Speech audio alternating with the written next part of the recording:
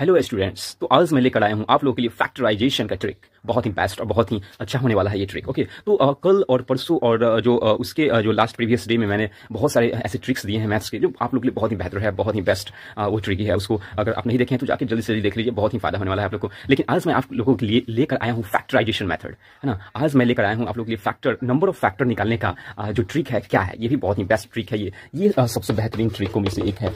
ये मैं ट्रिक लेकर आया हूँ आप लोग के लिए। ये क्या नाम है इसका? नंबर ऑफ फैक्टर, यानी गुणनखंडों की संख्या निकालने के लिए। ठीक है, तो फैक्टर को हिंदी में बोलते हैं गुणनखंड, फैक्टर को हिंदी में बोलते हैं गुणनखंड बोलते हैं।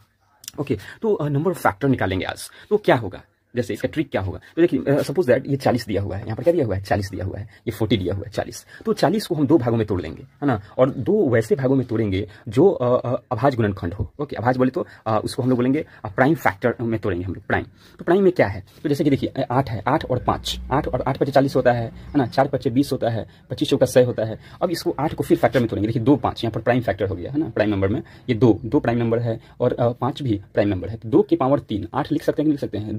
2 की पावर 3 को 8 लिख सकते हैं और 5 का 1 के पावर को 5 लिख सकते हैं। 4 को 2 का पावर 2 लिख सकते हैं और 5 के पावर 1 लिख सकते हैं। 5 को 4 जो है 4 को 2 का पावर 2 लिख सकते हैं और 25 को 5 का पावर 2 लिख सकते हैं। 25 हो जाएगा यहाँ पर। ओके, तो कुछ नहीं करना है इसमें, बस गुणनखंड अगर निकालना हो, गुणनखंडों की संख्या निकालना हो। क्या निकालना हो? संख्या। तो 3 में 1 जोड़ दीजिए, 3 में 1 जोड़ेंगे तो 3 और 1 4, और इसमें भी जोड़ दीजिए 1 + 1, है ना, 2 होता है। 1 + 1 क्या होता है? 2। और सब गुना कर दीजिए, मल्टीप्लाई कर दिए। 3 × 1 4 और 4 × 2 8। तो नंबर ऑफ फैक्टर हो गए 8। तो 40 के नंबर ऑफ फैक्टर कितने हो गए? 8 हो गए। ओके, उसमें भी इसमें जैसे इसका फैक्टर निकालना है 20 का, ये 20 वाला है फैक्टर 2 का, तो इसमें 2 के ऊपर 1 जोड़ दिए। इसमें 2 के ऊपर 1 जोड़ेंगे तो 2 कितना हो जाएगा? 3 हो जाएगा, और 1 और 1 2, तो 3 2 6। इसके 6 फैक्टर हो गए। इसके फैक्टर हो गए 6 फैक्टर हो गए। अब देखिए इसके भी जैसे 100 है, 100 है, ये 100 दिखाई दे रहा है, तो 100 को कितना लिख सकते हैं? 100 को हम 4 × 25 लिख सकते हैं और 4 को 2 × 2 और 5 × 25, तो 2 2 1 3। देखिए 2 1 3 और 2 1 3 और 3 3 9, इसके 9 हो जाएंगे। इसके फैक्टर कितने हो जाएंगे? 9 हो जाएंगे। कैसे किया मैंने?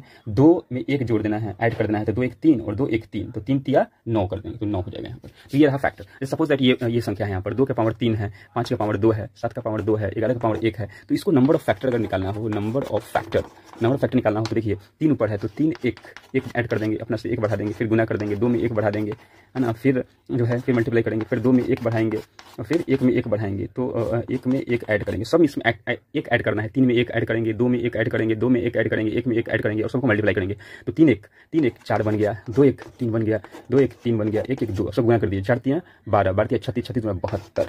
तो 72 नंबर फैक्टर निकल गए। थैंक्स।